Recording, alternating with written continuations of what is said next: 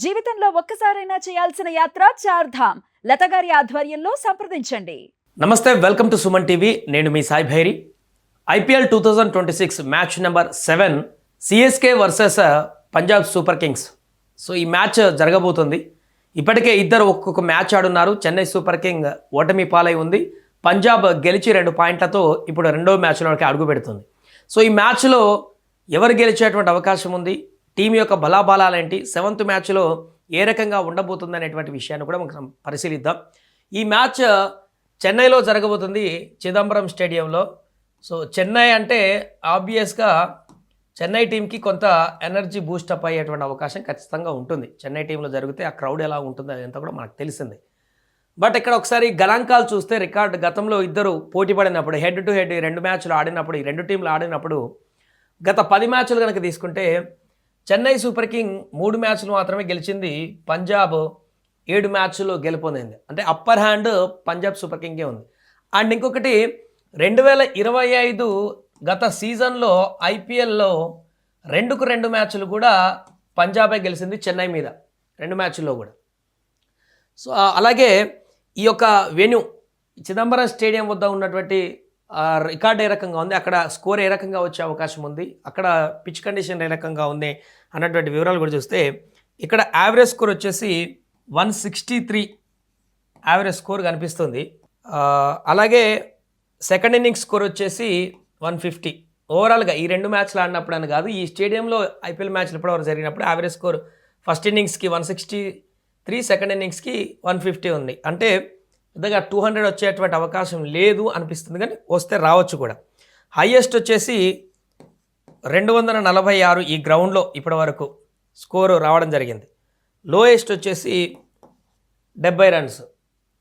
అలాగే highest chase వచ్చేసి 213 కూడా ఇక్కడ చేజ్ చేసినటువంటి పరిస్థితి ఉంది. లోయెస్ట్ డిఫెన్స్ అంటే 126 పరుగులు కొట్టి కూడా డిఫెండ్ చేసుకున్నటువంటి పరిస్థితి కూడా ఈ గ్రౌండ్లో ఉంది. అండ్ అలాగే బ్యాటింగ్ ఫస్ట్ చేసినటువంటి వారికి గెలుపు శాతం 47% ఉంది ఈ గ్రౌండ్లో.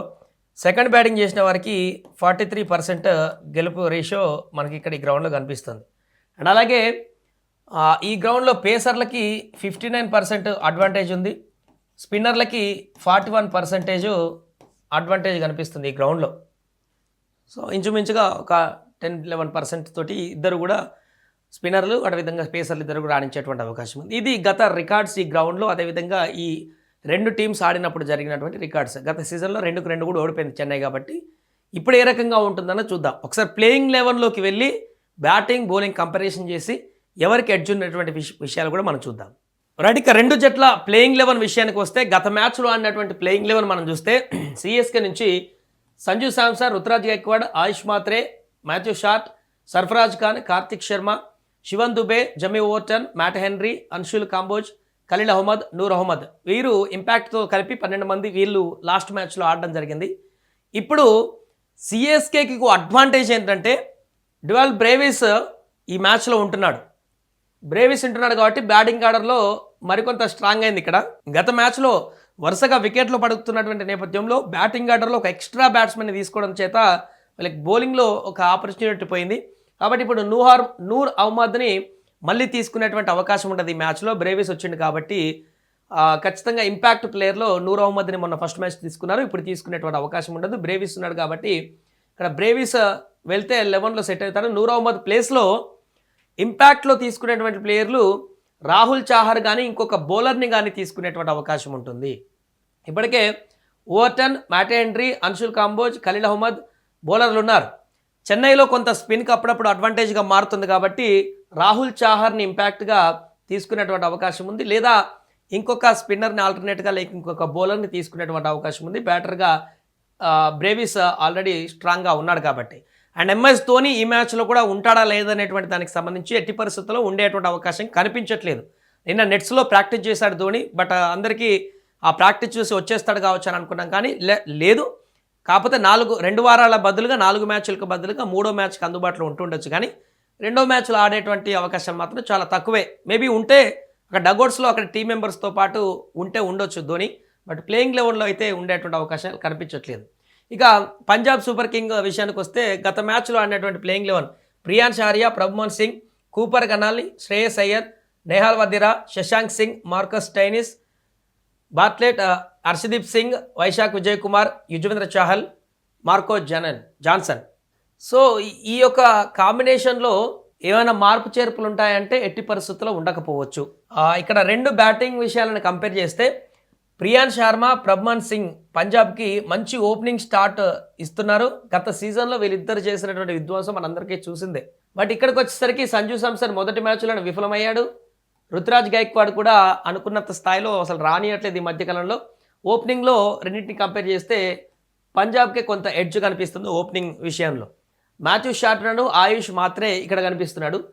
కూపర్ కన్నోలి, శ్రేయస్ అయ్యర్. ఇక్కడ గత మ్యాచ్లో కూపర్ కన్నోలి ఏం చేశాడో మనకు తెలిసిందే. వన్ సైడెడ్గా మ్యాచ్ తీసుకువెళ్ళాడు. అటువైన మ్యాచ్ని ఇంటి తీసుకొచ్చి అద్భుతమైన బ్యాటింగ్ చేశాడు. శ్రేయస్ అయ్యర్ కూడా కెప్టెన్, తన అద్భుతమైనటువంటి ఫామ్లో ఉన్నాడు. లాస్ట్ మ్యాచ్లో అనుకున్నంత స్థాయిలో రాణించలేదు కానీ తను స్ట్రాంగ్గానే కనిపిస్తున్నాడు. సో ఇక్కడ ఆయుష్ మాత్రే మాథ్యూ షార్ట్తో పోలిస్తే పంజాబ్కు బ్యాటింగ్ ఇక్కడ కూడా స్ట్రాంగ్గా కనిపిస్తుంది. సో ఇక్కడ నెక్స్ట్ ప్లేస్లో బ్రేవిస్ వస్తున్నాడు. ఇక్కడ అది కొంచెం అడ్వాంటేజ్ చెన్నైకి. బ్రేవిస్ ఈ మధ్యకాలంలో మంచి ఫామ్లో ఉన్నాడు. బట్ ఇప్పుడు ఎలా రాణిస్తాడో చూడాలి. సో ఇక్కడ నేహాల్ వడేరా, శశాంక్ సింగ్ విషయం, బ్రేవిస్ను సర్ఫరాజ్ ఖాన్ విషయాలను కనుక పరిశీలిస్తే కొంత మిడిల్ ఆర్డర్లో సమానంగా కనిపిస్తుంది స్ట్రెంగ్త్ పంజాబ్కి దీనికి. ఇది బ్యాటింగ్ విషయంలో. ఇక బౌలింగ్ విషయానికి వస్తే ఇక్కడ స్టైనిస్ కూడా ఉన్నాడు. ఇంకా ఆల్రౌండర్ వీళ్ళకి పంజాబ్ ఇంకా బెటర్గానే కనిపిస్తుంది. ఇక్కడ శువేందు బై కూడా ఉన్నాడు కాబట్టి రైట్ బ్యాటింగ్ ఆర్డర్లో మిడిల్ ఆర్డర్లో కొంత సమానంగానే కనిపిస్తుంది.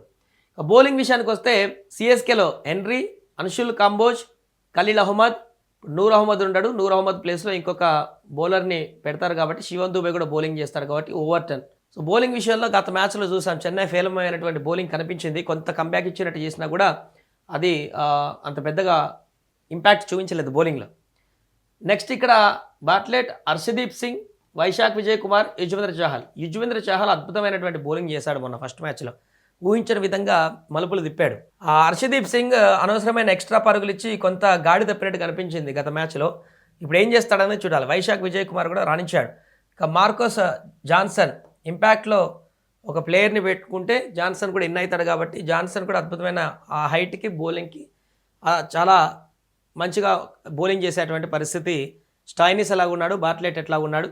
సో బౌలింగ్ విభాగంలో కూడా చెన్నై కంటే పంజాబ్కి కొంత బెటర్ కనిపిస్తుంది. బట్ అక్కడ చెన్నై హోమ్ టౌన్లో ఆడుతున్నారు కాబట్టి వాళ్ళ పిచ్ వాళ్ళకి అక్కడ ఎక్కువ ప్రాక్టీస్ సెషన్స్ చేసుంటారు కాబట్టి బౌలింగ్ విషయాలకు వచ్చేసరికి ఇది స్ట్రాంగ్గా ఉన్నప్పటికీ పంజాబ్ కొంత బ్యాలెన్స్ చేసుకునేటువంటి అవకాశం అయితే కనిపిస్తుంది. అండ్ లాస్ట్ మ్యాచ్లో విఫలమయ్యారు కాబట్టి బ్యాటింగ్ బౌలింగ్లో ఈసారి కంబ్యాక్ చేయడానికి ఖచ్చితంగా ప్రయత్నం చేస్తారు. ఎందుకంటే సిఎస్కేకి ఇప్పుడు గెలవడం చాలా ఇంపార్టెంట్. ఒక మ్యాచ్ ఓడిపోయింది కాబట్టి.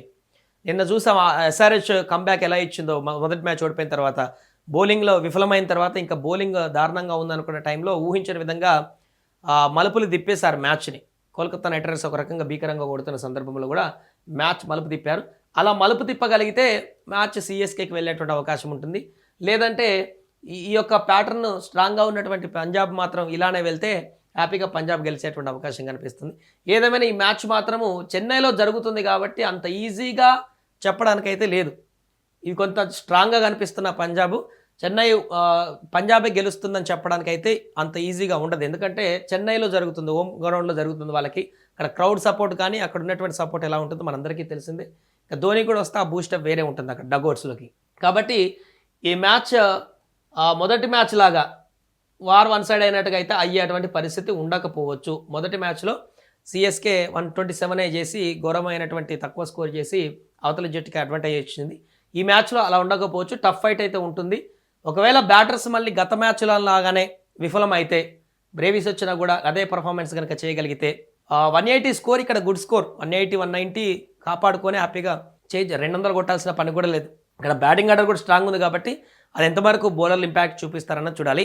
నా అంచనా మేరకు అయితే ఇందులో ఎవరికి కొంత ఎడ్జ్ ఉంది అనేటువంటి విషయానికి చెప్తే నా అంచనా మాత్రమే, ప్రిడిక్షన్ కాదు, ఇంకేది కాదు. స్ట్రాంగ్ చూస్తే పంజాబే కనిపిస్తుంది కాబట్టి ఆబ్వియస్లీగా కొంత పంజాబ్కి ఎడ్జ్ ఉందని చెప్పుకోవచ్చు. క్రికెట్లో ఏమీ ముందు గెస్ చేయలేదు. గ్రౌండ్లోకి వెళ్ళిన తర్వాత అక్కడ పర్ఫార్మెన్స్ ఆ సిచ్యువేషన్ బట్టి ఒక బాల్ ఒక ఓవర్ తోటి కూడా మ్యాచ్ స్వరూపాలు మారిపోతాయి కాబట్టి అనవసరమైన కాంట్రవర్సీ చేయొద్దు. నన్ను కూడా జస్ట్ నేను అనుకుంటున్నటువంటి ప్రిడిక్షన్ మాత్రమే ఇది. పంజాబ్ కొంత ఎడ్జ్ ఉన్నట్టుగా కనిపిస్తుంది ఈ మ్యాచ్లో గెలవడానికి 60%. సిఎస్కేకి 40% అవకాశాలు ఉన్నట్టుగా నా అంచనా. అక్కడికి వెళ్ళిన తర్వాత పరిస్థితులను బట్టి ఇంకేమైనా మార్పు చేర్పులు ఉంటే మారేటువంటి అవకాశం కూడా ఉంటుంది. ఆట తీరును బట్టి రిజల్ట్ కూడా మారేటువంటి అవకాశం ఉంటుంది. ఇప్పుడున్నటువంటి గత లాస్ట్లో ఉన్నటువంటి పర్ఫార్మెన్స్, వీళ్ళున్నటువంటి ఫాము, గత రికార్డ్స్ కూడా వీళ్ళు 3 గెలిస్తే వీళ్ళు 7 గెలిచారు గత 10 మ్యాచ్లు హెడ్ టు హెడ్ ఆడినప్పుడు. లాస్ట్ సీజన్లో కూడా 2-2 ఓడిపోయారు సిఎస్కే పంజాబ్ మీద. ఇవన్నిటిని చూస్తే బేరీజ్ వేసుకుంటే కొంత పంజాబ్కి ఎడ్జ్ ఉన్నట్టుగా అయితే చెప్పుకోవచ్చు. ఏదేమైనా ఎవరు గెలుస్తారు ఏందనేది కూడా ఐపీఎల్లో విచిత్రమైనటువంటి రిజల్ట్స్ వస్తుంటాయి కాబట్టి పూర్తిగా ఊహించిన పరిణామాలు చోటు చేసుకుంటాయి. గెలవదనుకుంటాం అది గెలుస్తుంది, ఏది గెలుస్తుంది అనుకుంటాం అది ఓడిపోతాయి. అలాంటి చాలా మ్యాజిక్లు జరుగుతాయి కాబట్టి ఐపీఎల్లో చూద్దాం ఏం జరుగుతుందో ఈ మ్యాచ్లో రిజల్ట్.